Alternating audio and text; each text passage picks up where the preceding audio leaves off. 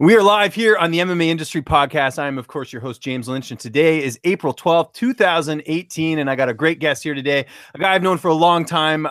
We've been covering this sport together for quite some time. I've got to meet him a number of times. He's a good drinking buddy, but he's an even better journalist. It is Niall McGrath joining me here on the program of Severe MMA and Talking Brawls podcast. Niall, how are you? I am doing great. A little bit tired, James, after last week. Didn't get to drink many beers last week with what happened on Thursday, but I'm all good, and I appreciate you having me on the show, my brother. Appreciate it. No, and I'm glad to have you here, and obviously very relevant with what happened last week with Conor McGregor, and we'll get into that in a sec. But I always start the show off talking about how my guest and I know each other, and I was on your podcast. I want to say a couple of years back, and then I think we didn't actually meet. I want to say UFC 205 because you weren't at McGregor Diaz, were you? No, I didn't do McGregor Diaz. I did. Was it 205 in New York? I think. Yeah, that was the first time in Hooters across the road. That's right. Yeah, we were trying to get work done, and we had the good Wi-Fi there. That's true. With a few beers and cut some video and uploaded some video. I think over a few beers and literally straight across the road from MSG. So that was all good. And obviously, when you get to meet someone you've talked to online for so long, it's always a pleasure. So it makes it a little bit more special. Obviously, the cover event together as well. It's pretty cool. Yeah, no, it's been great to get to know you over the years, and I'm glad to have you on here today. And how relevant is it with everything that happened last week at UFC 223? Of course, if you guys haven't checked it out, we did an MMA Industry podcast this past Saturday. Basically hours before UFC 223, Jim Edwards and I sort of broke things down from a media perspective. But Niall, I really wanted to get your perspective on this, and that's sort of where we'll start things off here because you were in the trenches. You've been doing the media obligations. I've seen you on a number of different outlets here, just talking about the whole incident with Conor McGregor. But let's go all the way back to earlier last week, with Khabib Nurmagomedov and Artem Lobov. Like you had sort of told me about this ahead of time, with the sort of the scuffle and everything like that, because you got to Brooklyn a little bit early. Let's just start there. When this sort of went down, did you feel like it was going to end up being the magnitude of what it was with McGregor showing up and everything else? Yeah, because when I got in, I was actually in the same flight as Artem on Tuesday, and I know Artem for years here on the scene. Having covered his fights for many a year. So Artem, as nice guy as he is, I do get on with him, and he gave me a lift from the airport to the hotel. So I got off at the hotel. We'd arranged to sort of meet up later on for an interview that evening. Dropped off at the hotel. I walked around the corner, obviously, to where we were both staying, James, and checked in, did all that, went up, threw my laptop on the desk there and saw there was a scuffle and altercation in the hotel. And it was literally like 15, 20 minutes before, Artem dropped me off at the fighter hotel.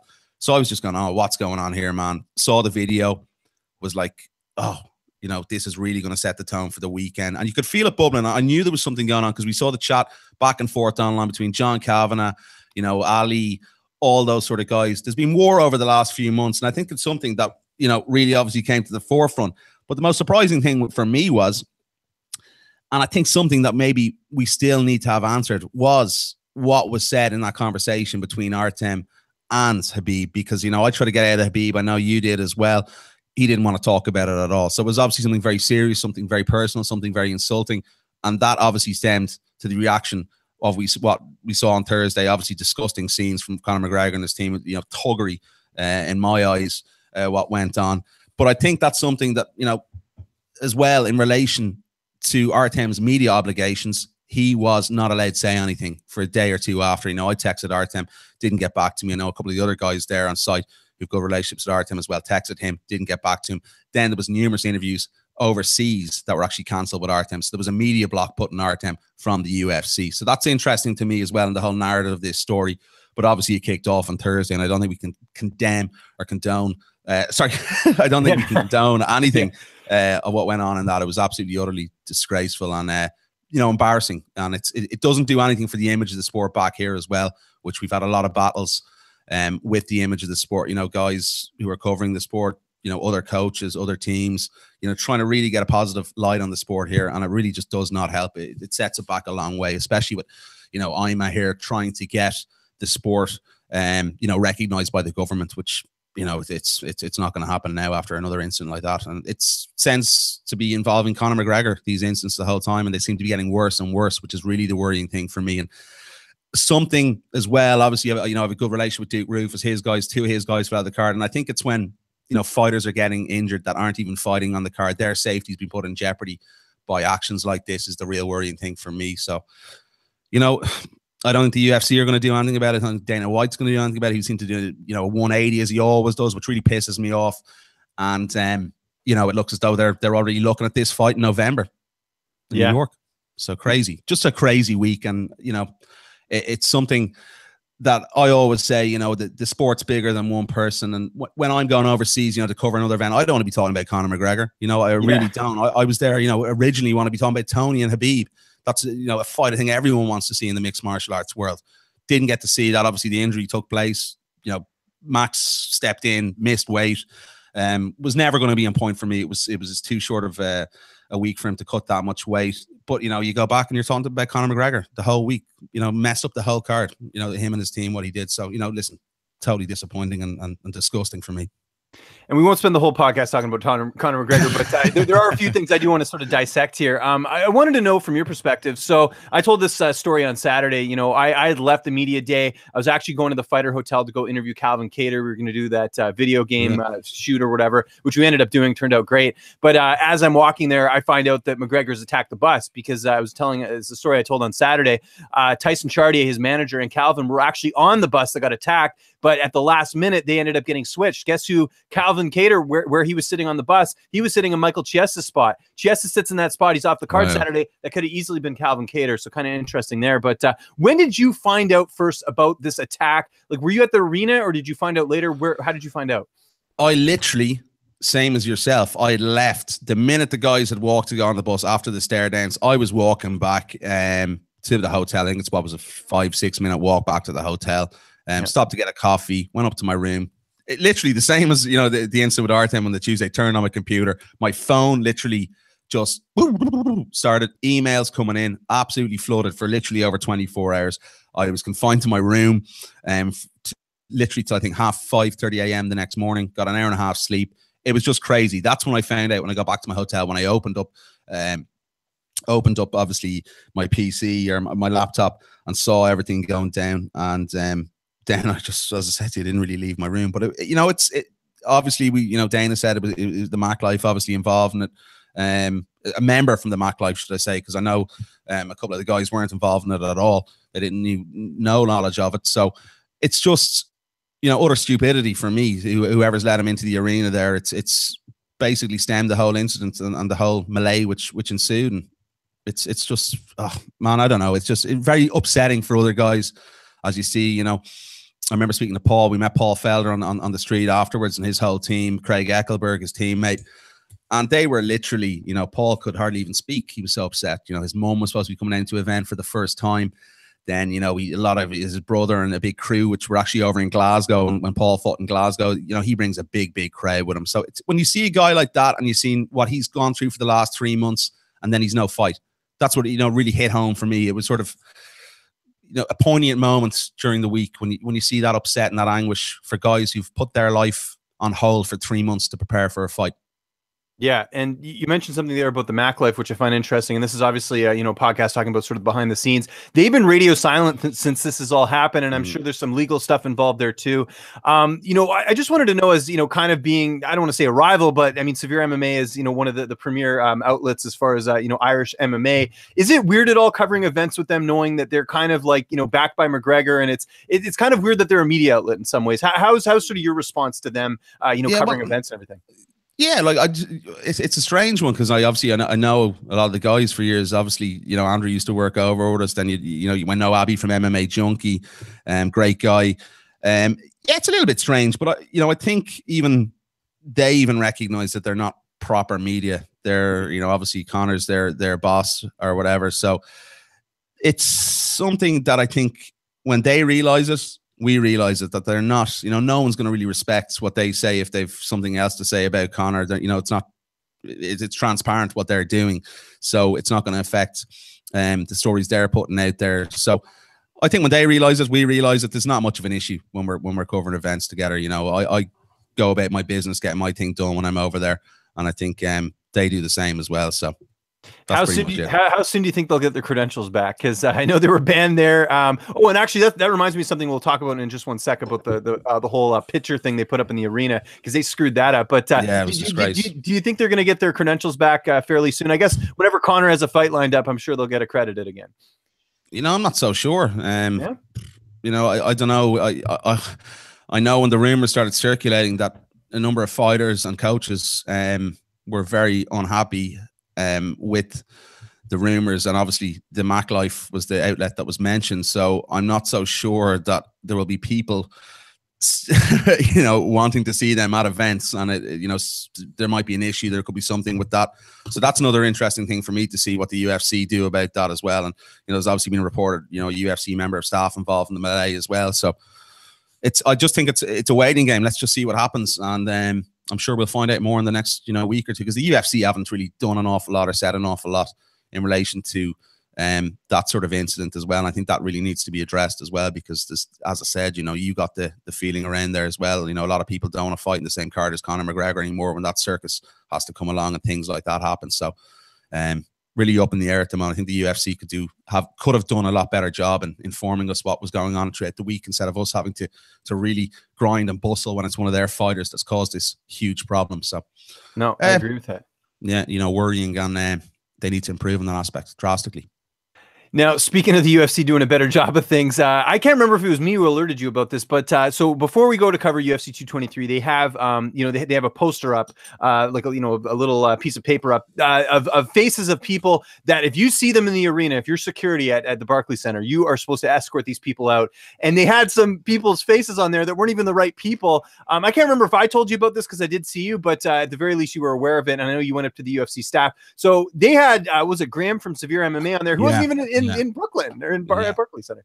I think they actually, with that one, and I actually got that confirmed by the UFC staff, it was actually, they were meant to have someone else in place of Graham. Graham wasn't even supposed to be on it, and when you're putting up pictures like that, at least do your due diligence, get your facts right. I think it's absolutely disgraceful that those pictures were put up. Owen Roddy was on it, John Kavanagh as well. They weren't even in the country.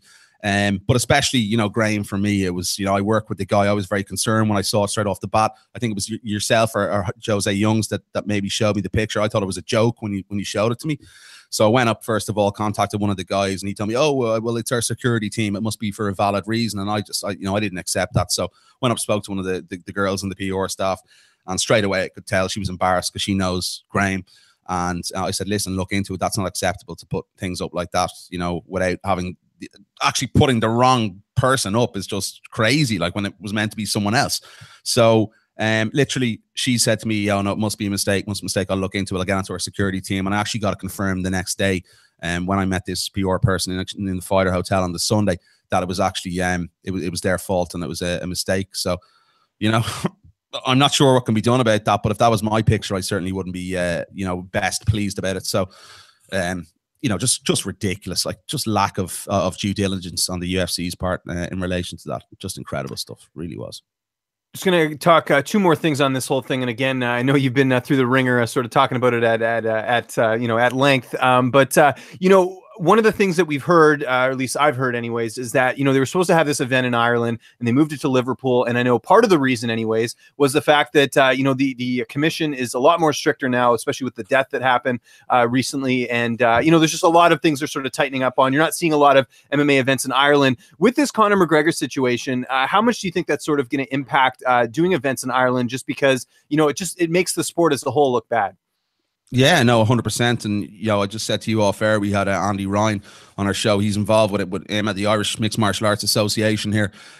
He's just literally, there's a new Cage Warriors Academy being brought into Ireland. He's heading that up. But we saw with Cage Warriors the last time, Safe MMA are doing a great job here. It's probably the most stringent place in the world for fights taking place at the moment, because, you have to have your brain scans, you have to have your bloods done, amateur and pro for fights to go ahead.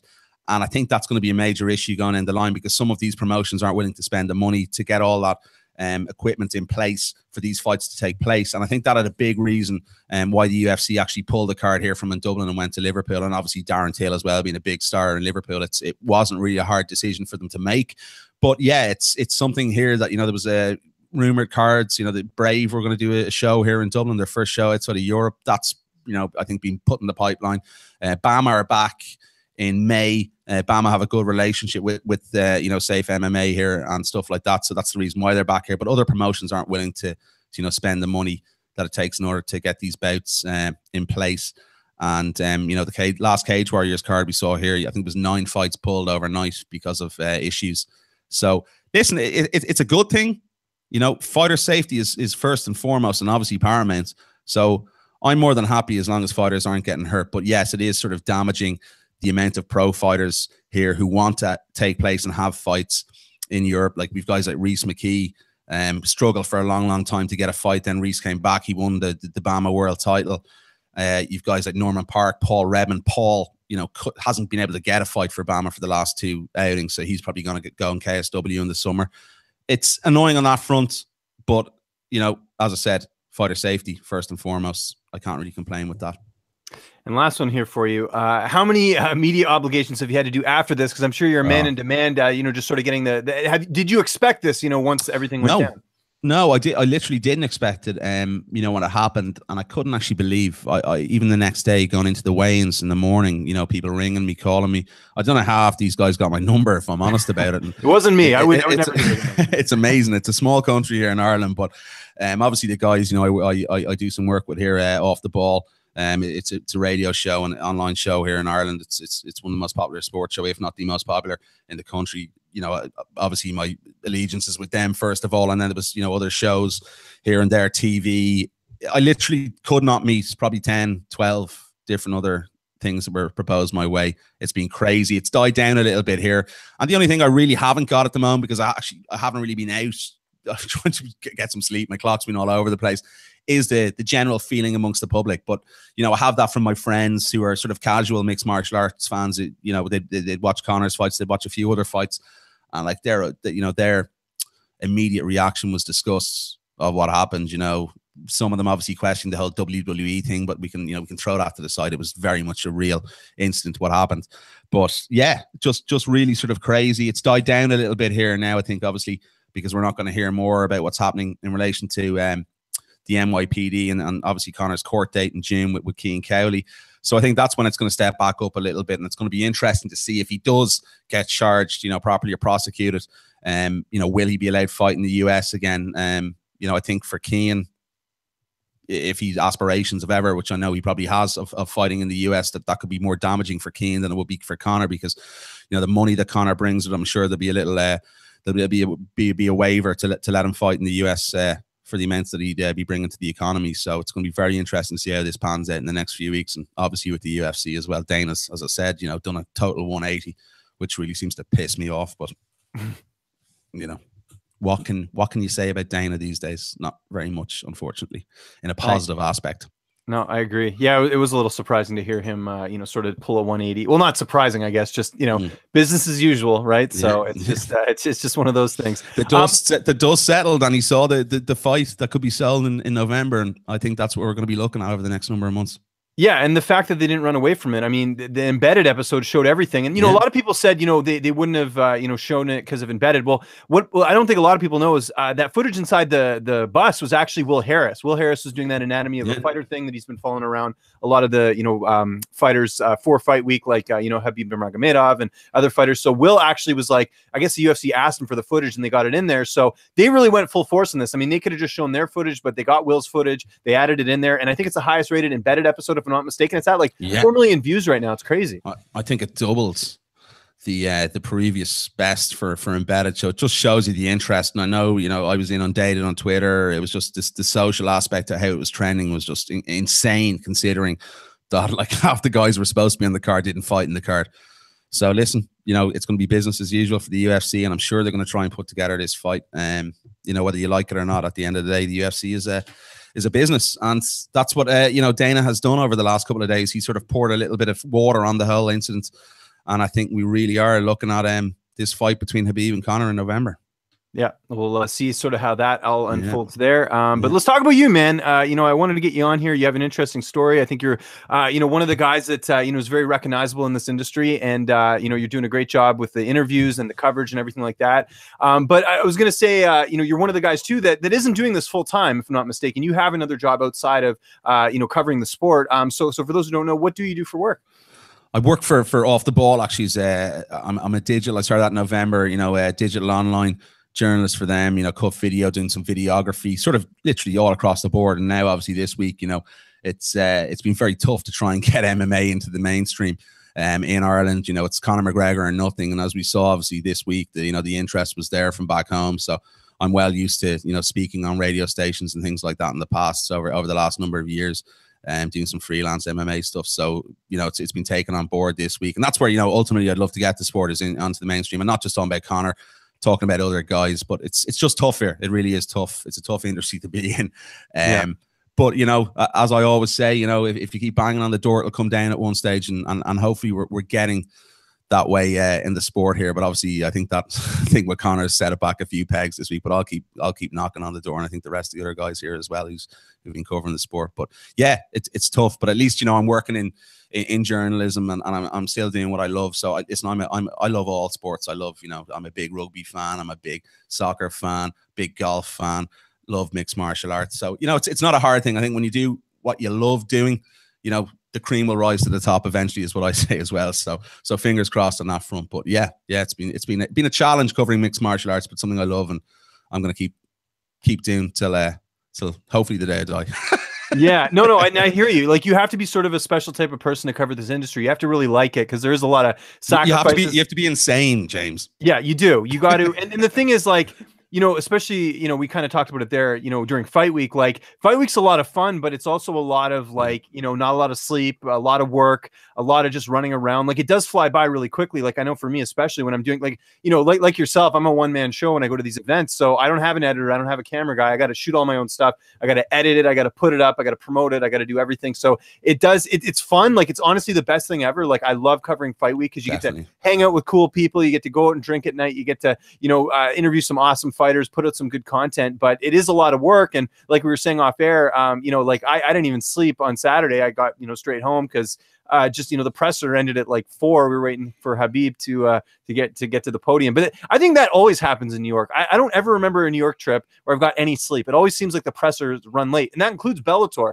I remember Bellator, I didn't sleep either. Yeah, it's horrible when you don't get that. You get like this. Last week was particularly bad. I don't know if I've experienced a week with a lack of sleep like that in quite some time at a fight week, and it was obviously due to the interest back home here. But I didn't get out for as many beers as I would have wanted during the week as well. I have to say, I do enjoy my odd pint, being an Irishman. So I made up for that on Sunday anyway. I definitely had a few on Sunday. Kicked till the early hours of the morning, and then I was up pretty early again to catch my flight. But it was good fun. Listen, I think you just have to go with the flow sometimes on fight week. You never know what's going to happen, especially when Mr. McGregor's in town, doing things like that and that sort of behavior. And you just, as long as you can adapt to situations, I think that is where you're going to become, even more well-versed. It's a learning experience, I think, for all of us as well when situations like that happen. It's how you react to the situation that's put in front of you. And I think, everyone there did a very, very good job in covering. And I always say as well, having worked, where I work at the moment, and I still think mixed martial arts guys are some of the best, most talented guys in the world in relation to, their digital equipment, their versatility, how they can get their content across so professionally and so quickly. I've always had a big admiration for the guys there. The turnaround in content we produce as mixed martial arts guys is absolutely incredible. How quickly we get it turned around, it's amazing. Like, you see guys there, after one interview where we're all running back, putting the SD card in the computer, cutting video, cutting straight away up on YouTube, all that sort of stuff. So I don't think there's any other industry in the world where you would get the quicker turnaround in post-fight interviews, post-fight media scrums, all that thing, as you do in the mixed martial arts world. And I think it's a credit to everyone that's involved in the sport at these big events, because it's really, really good, some of the content we get over. Well, what's so interesting about it too is a lot of the places that you find your best coverage are websites. They're digital means. Whereas the traditional sports, like I can just speak for in Canada, like with hockey. You'd go, because I worked in sports television as well here in Canada before I jumped into this full time. But it's you go film like a post game thing, and then they'd send it back to the truck, and then they'd have people back in the studio editing it, and then it would be ready for the Sports Center that night. But with us, it's like you can get it up immediately. You want to get it to the website, and then a lot of these sites, like we don't have the this luxury, but a lot of the sites, you know, you get you shoot your content, you send it there, and then you know, a lot of these sites, they have people that'll, you know, transcribe it, type it up, put it into articles. Whereas me, it's just like I got to get it up, and then I'll worry about that later. But it's mainly just getting the video up and getting that out there and all that. So it's kind of interesting from that perspective, because I think it's more heavily digital as opposed to, you know, from a TV perspective. You know, the sport was basically born online, so I think that's where we get everything from. You know, why the guys are so versatile in what they do. Like, they literally everyone there is you know, the prominent guys are all multimedia journalists. They can work, you know, live streaming, Facebook Live. You know, we can write, we can, you know, cut video, we can do podcast audio. It's right across the board, and that's why it's a special sport where we can get our content across quickly on fight night within 10 minutes lots of the time. And I don't think there's another sport like that on the planet that gets that turnaround that quickly. And I genuinely believe that, because we've all grown up in this digital world where the sport's being consumed, obviously on Twitter, on, you know, mixedmartialarts.com, places like that, Sherdog forums. You know, it's a sport full of bloody forums, if I'm honest about it. But it's true. No, you're definitely right about that. You know, it's crazy, and I, you know, have a lot of respect for everyone that, you know, puts in the grind at these events and gets to, you know, what we're all trying to do is really, I think, you know, get the sport really into the mainstream, regardless, because, you know, across all walks of life, even the US, you know, as much as maybe on Fox or whatever, ESPN, whatever the new deal is going to be, it still isn't as widely, I think, you know, accepted as we'd all like it to be. Yeah, no, I agree with that. We got some comments here in the chat here from Frosty the Snowman, who's a guy who watches both my podcasts, so I appreciate that, Frosty. He asks, he has a bunch of questions. We'll get to these at the end, but one he did want to ask: what Major League Baseball team hat are you wearing, Niall? You're wearing a Yankees hat, right? I am. I'll show it to you now. Hang on. There we go. Yeah. Look at that. Yankees hat. I don't know. Just I listen, man. We don't do baseball here. I wouldn't have a clue. I just like the hat. Literally, why I bought it. No, fair enough. At least you own up to it. At least you're not, like, you know, wearing it for, you know, other purposes. So that's good. But you mentioned, you know, being a fan of other sports. Where did it begin for you as far as becoming a fan of mixed martial arts? When did that start? Well, literally, I was this is dead honest truth now. I was playing rugby in New Zealand it would have been 2002. A friend of mine, Patrick McGrath, who actually, funny enough story, he actually used to work, do physio on Conor and Gunny Nelson, all those boys, because, you know, I had a good relationship with him. I was covering MMA, so I got him in a few contacts, whatever, and he was doing some physio for those guys. But literally over there in New Zealand, you know, Paddy was showing me all these fights and stuff like that, and I just really grasped onto it, loved it. And at the time, a couple of years later, I was in college doing journalism, all that, and no one here was really covering the sport. So no one was doing a podcast, things like that. So I set up the podcast. It was getting, you know, good numbers right from the start. I think he was the first guest we ever had on. Pat Healy, I believe, was the first guest we ever had on the show. So it just sort of elevated from there. You know, I just kept doing the podcast, set up a website. We originally had the website talkingbrawlsmma.com. Then obviously, you know, as a one-man show, it's very hard to get guys to commit. So had a talk with Graham and PT Carroll at the time, and then I evolved over, and eventually, you know, the sensible thing, I think, was to join the guys at Severe. So that's how that happened. But yeah, it just basically stemmed from watching a bunch of fights with a pal in Christchurch in New Zealand. And, you know, I took it home, kept watching the sport, fell in love with it. And I saw no one was covered here when I was doing journalism. So that's really how I got into it. Yeah. So what year is this when you first started watching the fights? You said 2002, you know, was when you... Yeah, I think... we talking before or after The Ultimate Fighter? It would have been... Is that just after The Ultimate Fighter? I'm not sure. Ultimate Fighter, I want to say it was like 2005 or 2006, I think. Yeah, so maybe it was a little bit later. Maybe it was 2004. I can't really remember the actual date, but Paddy was the one who got me into it anyway. And it's just been a journey since then, and a pretty crazy journey, but a journey I'd recommend no one to ever get into unless you're completely batshit insane and crazy, like the rest of our colleagues, including you, James. Yes, no, for sure. You got to be a little bit crazy to be in this industry. We're not normal people. That's for sure. We're sort of unconventional, I think, a lot of us. So you talked about Talking Brawls. You know, you developed this brand. You had this really good podcast. You were getting good numbers. When was that moment for you when you were doing the show that you were like, hey, like, we're like getting pretty big? Like was there like a big guest, or was there like a bunch of feedback from a particular episode? When did it sort of when was that sort of aha moment for you? I think, you know, really at the time here when mixed martial arts was at its height in the mainstream, obviously around the time when Conor fought Diego Brandao here in Dublin, you know, we were getting some really good guests on, you know, building some good relationships, some of the managers. And, you know, it's obviously when you've relationships with managers, it's easier to get guests on, building personal relationships with the fighters. And I think we saw the interest here in the sport then. I think everyone in the, you know, involved in mixed martial arts, but still it wasn't entirely being accepted by the mainstream. And that's something that's really pissed me off, because, you know, we're a country here that, you know, we promote boxing so much, and, you know, sort of the arguments was it's barbaric, you know, it's the usual stuff, you know what I mean? And I'm sure your listeners know what I mean as well, you know, that sort of stigma that's related with the sport, and the mainstream here weren't willing to take it on. So that really puts more fire in my belly to make a point and to really try and force this on the mainstream. Because when you're talking about boxing so freely and openly, a sport that, you know, I'm not here to slay boxing, but it's a sport that's mainly aimed towards head trauma, you know, mixed martial arts isn't. And obviously that's something that really sort of got on my nerves, especially the nation when we're from as well. We're a nation that's had a proud tradition of fighting.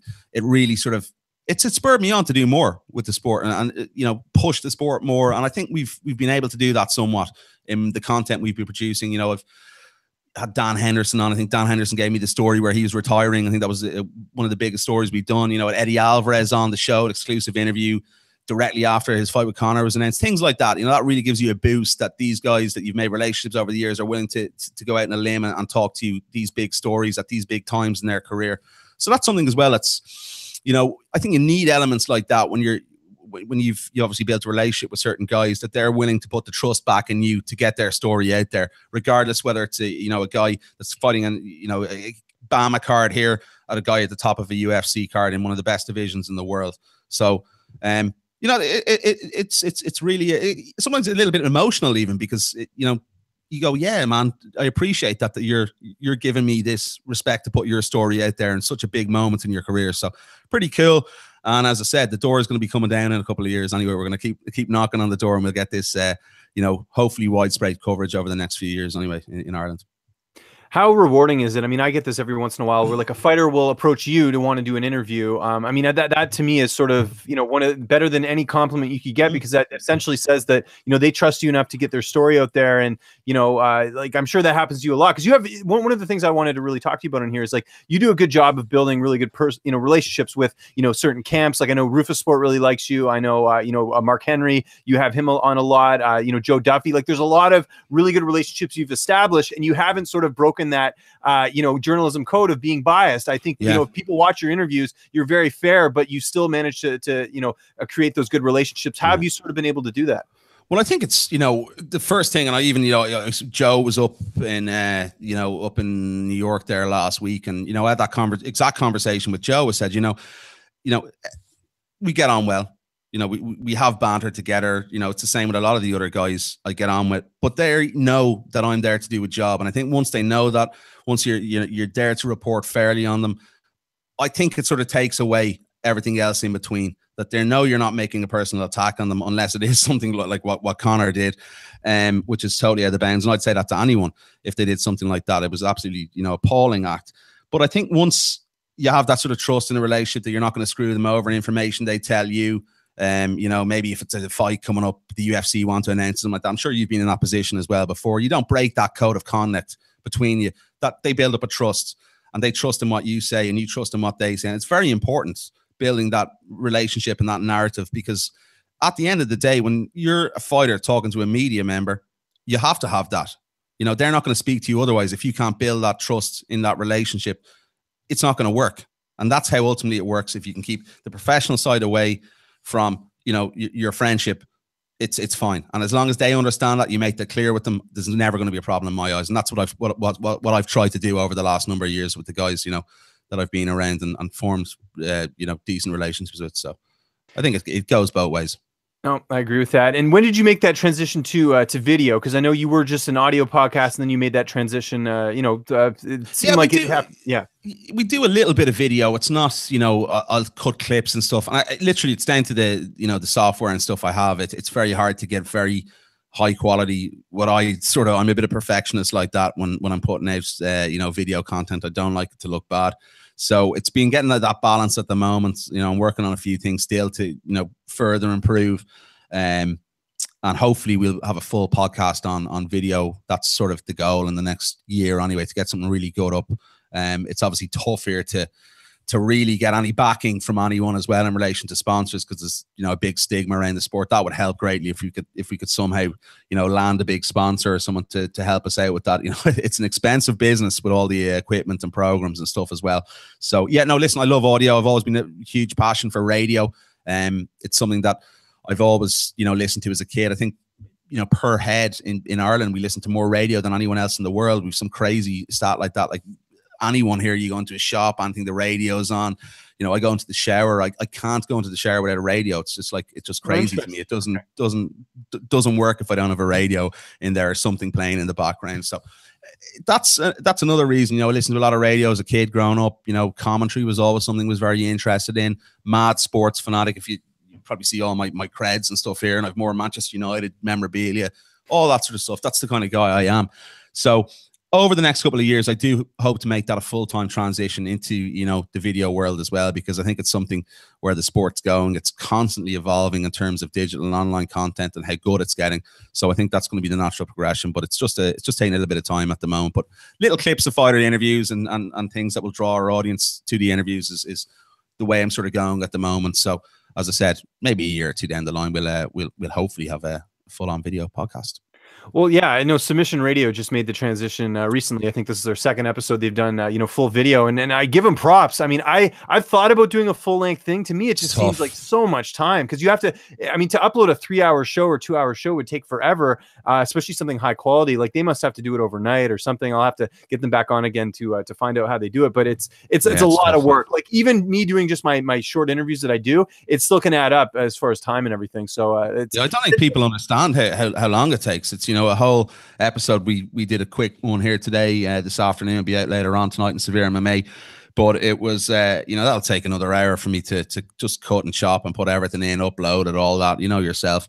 And yeah, it's just about, I think, getting the balance right, having the right equipment before you go ahead, and because you don't want your equipment breaking down and stuff like that if you don't have the right procedure, and obviously, you know, software programs. You know, I've only a little webcam here, HD 20. I don't want to be using that. Or you want to get something a little bit more upscale. The perfect world would be if we all had live stream, but it's going to cost you 10 grand. So, you know, we can't afford that. But listen, hopefully over the next few years, as I said, we can kick on and we can do something that sort of really looks professional. You want to put across, especially here in Ireland, I think we need to put it across as good as we can, because of the unacceptance from a lot of the people here in this country. And listen, the thing that, you know, really makes me mad sometimes as well is, you know, there's such a massive interest in the sport in this country, and there's so many gyms and so many people participating in mixed martial arts that it's just a lot of the old school media guys don't really want to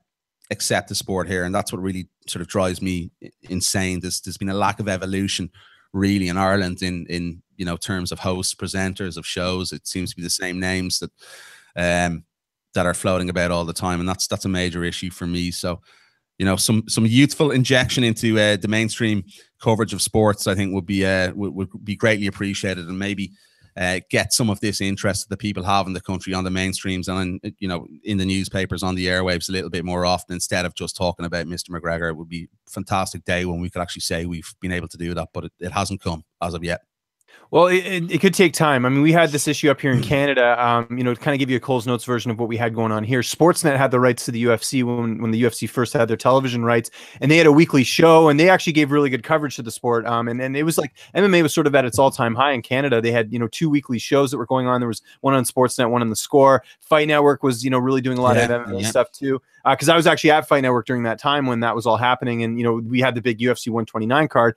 And then, you know, obviously things changed, and Sportsnet lost the rights because they got the NHL deal with hockey, and TSN got the rights.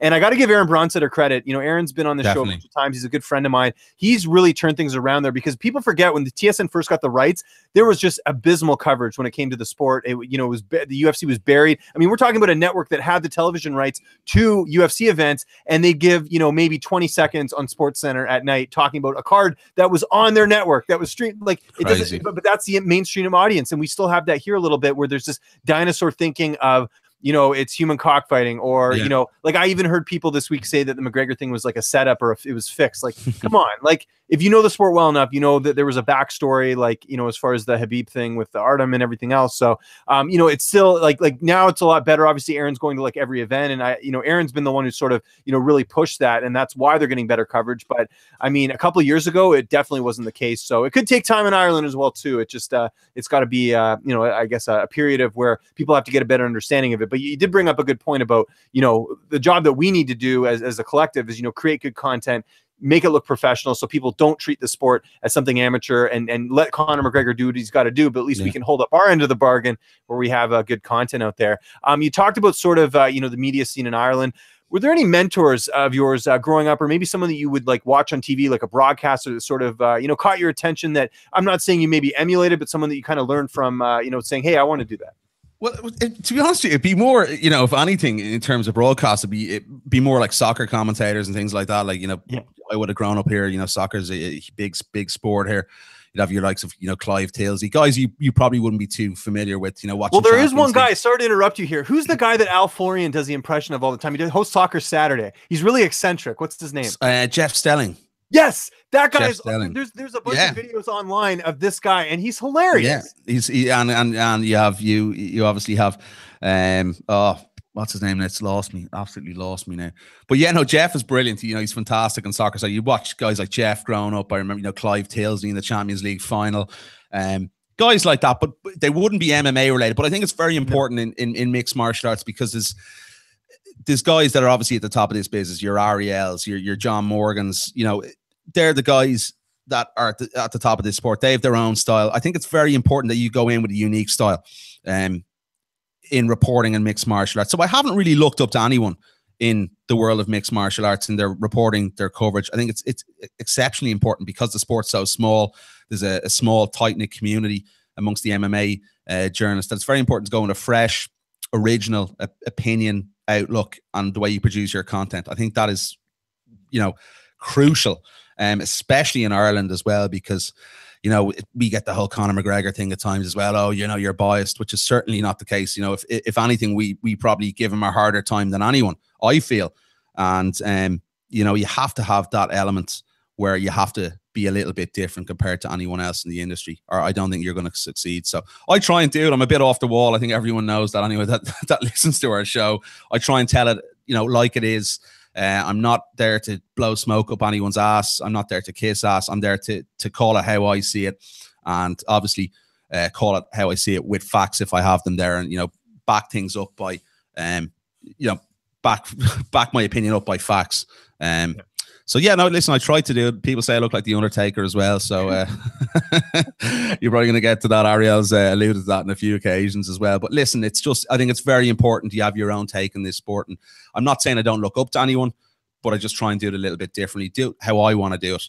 And I think that's something that I'd like to see a lot of other people do, because I think there's maybe some guys in our industry that maybe, they go about things on too much of a familiar level to other journalists that are reporting the sport, and it's just something I think that. Oh, we can get into that. I mean, one of the things that drives me nuts, and I don't know if I've talked about it too much in here, is I get really tired of journalists clearly sucking up to other journalists because they think they're going to get ahead, and you can tell they're not genuine. You can tell they're just doing it to try and get ahead. And I'm glad you brought that up, because one of the things I get a lot is the odd time on like a YouTube comment or this and that, it's like, oh, you're going to be the next Ariel Helwani. I don't want to be the next Ariel Helwani. I want to be my own self. I've got my own style. That's that's what I should have said. I want to be the next Niall McGrath. You got to look at it like that, because there is a lot of smoke blowing up each other's ass in this industry, and I don't particularly go along with it. It's something that I'm not very good, and it's probably been a negative thing in my in my career so far that I haven't taken that route, because there's so many guys that do, and I'm not willing to do that. So I think that's where I'm original as well. Like, I'm not willing to kiss ass to get anywhere. So. I mean, there's a difference between, reading like a Chuck Mendenhall article and saying, hey, I really like this Chuck. Yeah, of course, 100%. As opposed to someone you can clearly like try and like buddy with someone that doesn't even know them, that's just trying to do it to like get ahead. And I've said this a bunch of times on the show, create good content and you will get ahead. You don't need to get ahead by trying to be a cheerleader for other journalists. It drives me nuts when I see people go that route. You don't have to go that route. And it happens at events the whole time. Like last week, we would have seen it. A lot of blown smoke. But if you get on with the guys, fine. But I'm not gonna go to an event and say something just because someone else said it, or agree with it because someone else said it. I'll have my own opinion and I'll give you my own opinion, and that's what I try to do, and hopefully I'm doing that to the best of my ability. Yeah, and kind of what I was talking about earlier about the mentors and stuff. Like even for me, like there was no one covering MMA when I was getting into sports. Like I've said this before on the show. I mean, I wanted to be a hockey broadcaster. That was my thing. So I always watch, sort of some of the big hockey broadcasters in Canada, and that's sort of where I got sort of my style in a way, just from different people, things that I liked, things that I didn't like. But there was never anyone in MMA. Although I've had him on the show before, and I wasn't kissing his ass, but Josh Gross is someone early on. I used to read his stuff, and he sort of set the bar. I think he doesn't get enough shine these days, just with the fact he doesn't have the access, but he is a true journalist as far as getting sources, putting out good content, good writer, and he's good on radio too. I mean, the first podcast I ever listened to that was MMA wise was The Beatdown with TJ DeSantis and Josh. I agree. Yeah, I exactly the same. I used to love that show. Absolutely fantastic show. One of my favorite shows. Obviously, Sure Doggy as well, and all the boys. Since it hasn't been as prolific as it used to be, which was very, very sad for me, because I used to tune in religiously every week to that show, and I just liked the hard-hitting, no bullshit approach they took, and that's you mentioned Josh Gross there, a guy who's synonymous with doing that. He doesn't care about hurting people's feelings if the story is right and if it's factual, and he puts it out there, and I think he's a credit to everyone in the industry, and it's just a shame that the UFC have still have this ban on Josh from many moons ago, and it's he's a guy that I think everyone should aspire to be like in the world of mixed martial arts reporting, definitely. Now, on the other side of this, because I don't want people getting the wrong idea here. I mean, you don't want to be super negative as well either, and be truthful, but don't be one. I mean, we've seen a few guys on social media that constantly go on about the same issues and they're complaining. But guess what? They're getting no access. They're getting no fighter interviews, and there's a reason for that, because they've literally, like, you can be that guy who wants to be true 100%. I'm going to speak my mind on everything, but you're not going to get the access. And there's a way to play this game in this industry. And I think that's important too, where, you don't have to kiss ass, but you have to know who to piss off, who not to piss off, like know when to speak your mind. Like, I go back to the press conference in Toronto that we had a couple years ago with Conor and Aldo. And remember, there was that reporter from Bloody Elbow who actually wasn't under Bloody Elbow, who talked to Aldo about fighter pay. And it was literally like the first question of the presser. And it's like, that's not a good time to bring that up. This is not what we're here for. Like, it's fine that you want to ask those questions, but it was like literally the first or second question. And it's like, you're putting fire on something you don't need to be putting fire on. Yeah, you're better off shutting your mouth in press conferences to Dana White and not asking those questions, because you're just going to be ejected, thrown out. That's the way Dana works. I think you have to understand how he works. If you have something to say about Dana, say it on your podcast, say it on your show. Don't say it to his face in a situation like that, because you're going to get in trouble. But you have to, you have to have the balance, as you said. For an example, we've been quite open about it. Bellator's TV deal. They've no TV deal in Ireland. There's I think they're on Spike UK or whatever it is now, but you have to manually tune that in here. Who's going to be arsed to do that? They keep coming back here with shows. What's the point if you don't have a TV deal? People are not going to consume the product. So it's something that needs to be done there. And I think if Bellator even put up a streaming app or something like that, we give them the kudos if they did that. There's no problem with that. But I think it's, as you said, about finding that balance. And, once they do that, we'll give them, well done. We'll clap them out. Good decision, lads. But until then, you're pissing against the wind effectively, I think. And if you're really trying to push the sport over in Ireland, or your brand over in Ireland, should I say. But it's things like that. I think finding the balance as well, as we said earlier on. If you've got a relationship with a fighter, you say something to him, you call him out if he's done something negative. If, say, for instance, Joseph Duffy. Joseph, for me in that fight, I've said it to Joe, to his face. He slowed down, got very hesitant in that second round against James Vick. I said, I thought he could have done a lot better in that second round.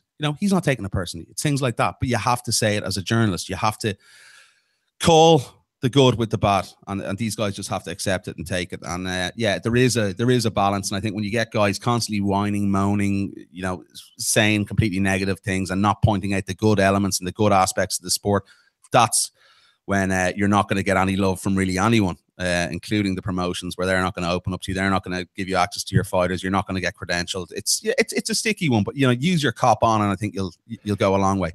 Yeah, no, that's a very good way of putting it. What was the first event that you ever covered? Do you remember that? If we had to go all the way back, it could be outside the UFC too, and then we could talk. I think it was a UFC event. I think it was. Oh, was it?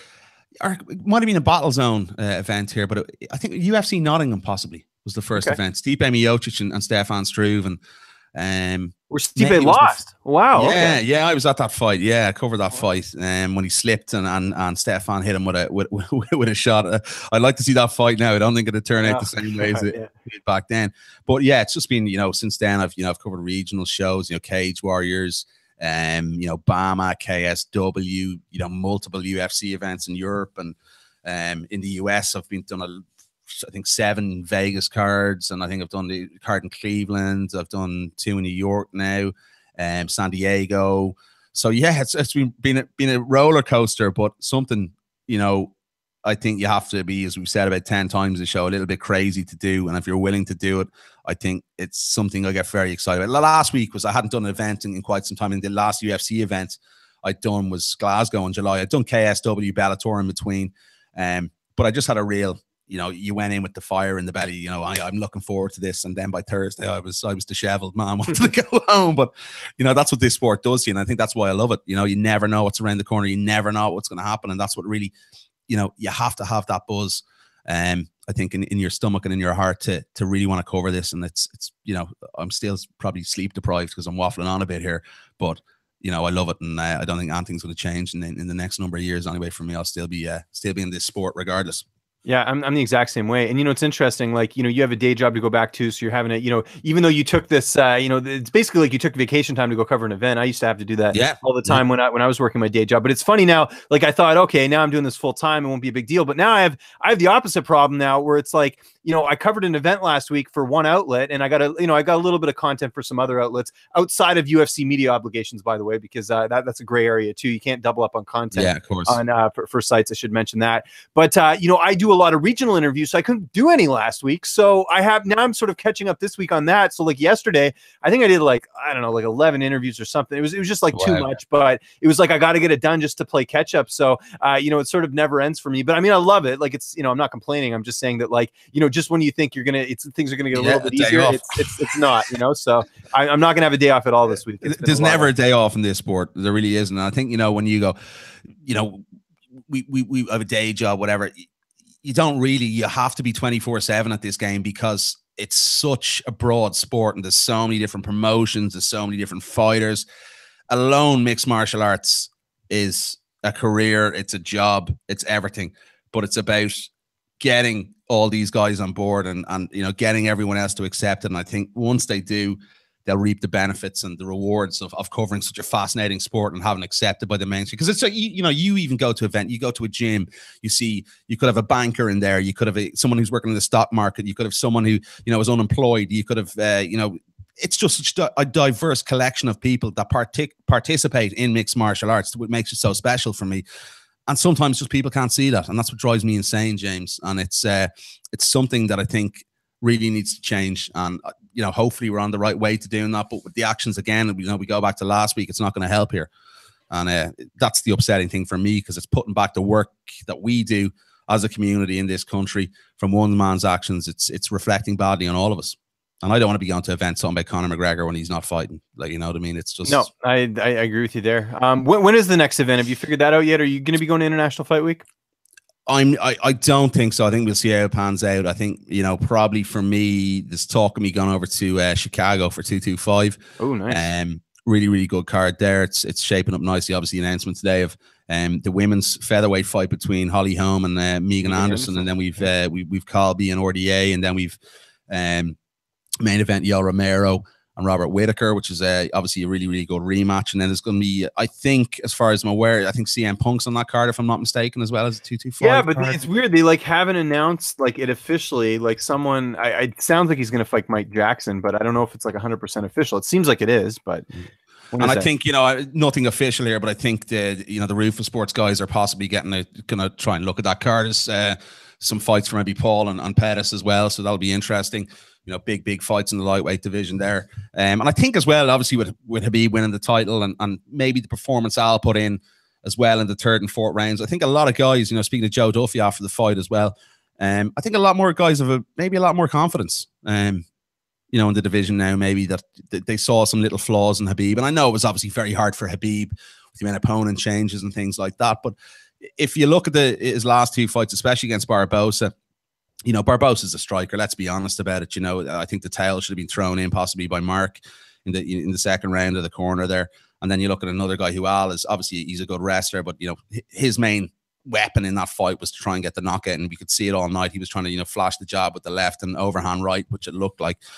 Probably was a little bit hesitant. You can understand because he didn't want to get taken to the floor. But I think a lot of more guys who've that stand-up elements in their game and they've good takedown defense are really relishing this division over the next coming months. And I think we're going to see it open up a lot more. Probably going to see that Conor fight in November. I don't think he's going to get GSP. And I think it sort of goes back on what Khabib said as well. You know, Conor was delaying division looking for these super fights, and then he's looking for a fight against GSP. That's not going to happen at 155 pounds either. So, you know, what's he talking about in relation to that? So, you know, fascinating times ahead. And I tell you what, there is some confidence, which is a good thing, I think, because you've guys that are further down the rankings. I think there's not very much between sort of outside, you know, the rankings, as we call them, the silly rankings, whoever votes on them, from 20 down to about 5 or 6 now at the moment. It's very, very close. There's very small levels between the actual ability, not the ability, I said between, you know, the standard of fighter that is fighting from 20 down to 5. It's very, very close. And I think we're going to see a lot of mixing up and a lot of guys become contenders over the next 6 or 7 months. We'll quickly get to some questions for the chat here. We've got about 4 minutes left. Frosty the Snowman has been hard at it. He says Khabib's team tried to surround Max on the treadmill. What they did to Artem and Khabib and his team are very not nice people. Yeah, we kind of talked about that. He says Raging Al only got 250K. The UFC is exploiting fighters the same night. A main event boxer that I didn't even know name received 1 million. Different sports though, I think there. I'm going to try and find an actual question here. Oh, here we go. He says, what do you think about the new rumors about the UFC deal? That's kind of interesting. I did see that report yesterday about them splitting. I believe it's the TV rights with. And it doesn't affect you guys because in the UK you guys have your own TV deal. But for UK and Ireland, James, don't forget that. Oh yeah, that's right. Sorry, yeah. Yes. Ireland has its own deal. In the UK and Ireland we have it's BT Sport here. We get everything, you know, on a yearly subscription or a monthly subscription. So we get a lot cheaper than you guys, so we can't complain about that. But I found it interesting. It was only a report now. It obviously hasn't been confirmed. I think it's NBC and ESPN splitting the rights. I think there's going to be 6 pay-per-views was the initial report, which I think is a brilliant thing. I think that's fantastic because I agree. You know, we had the 3 weeks there to build up to last week, and the excitements coming into last week was that fever pitch. And I think if the UFC can put more promotion behind these pay-per-views, do less of them, we're going to get way more excited for fights. It's a horrible thing. We moan about having a week off here at times, but we need it, man. We need it. There's just so much mixed martial arts happening all over the world. And I think if they can promote these cards a little bit, you know, more strategically, they're going to get a big pop, you know, just do these embedded shows and a lot more, starve the audience of the product they love consuming, and then put them on a big, massive card, promote it to the hills, and they're going to get the pay-per-view buy. So I think that's a wise decision, if anything, if that is going to come to fruition. So I'm delighted about that for one anyway, with the less pay-per-views, definitely, if that is. Well, and it sounded too like they were going to replace the Contender Series with, or the Ultimate Fighter with the Contender Series, which I think is good, but they should do Contender Series year round. Like, I'm fine with them trimming the roster a bit, putting some of those prospects in Contender Series, kind of like they did with Strikeforce Challengers, and just, you know, have them fight, you know, every once in a while. So at least, you know, there's these good, because there's some guys we know that just get signed to the UFC and they're not ready. And it's just, they might have a good record, or it might be a good circumstance. Like, you know, they're from a city that happens to be hosting a UFC card, but I'd like to see more of, you know, focus on the prospects and kind of build, because there's oftentimes we see guys in the UFC and we have no idea who they are. You know, I know who they are, but a lot of other people don't, you know, so. I totally agree with you. And I think the Contender Series was definitely one of the positives of last year. And you're even producing, you know, new commentators. We saw Paul do a fantastic job. We saw Laura Sanko do an excellent job as well. You know, Matt Fitzpatrick as well. You know, they've all got roles in the UFC now because they've found different elements to their broadcast team they can bring on. And, you know, we saw Sean O'Malley, what a fighter. You know, you've guys like this. But yeah, I totally agree. I think, you know, some of the guys, as you said, especially when they're in a new city, they sign someone because they're going to suit a local audience. And that's quite a prominent thing over here in Europe. when they're not ready. So why not stick with this Contender Series? Give these guys a decent payday as well, which I think is very important. I think they get five G's for Contender Series and another 5 if they win. They're getting money, unlike the Ultimate Fighter where they go in, take 3-4 months out, quit their jobs.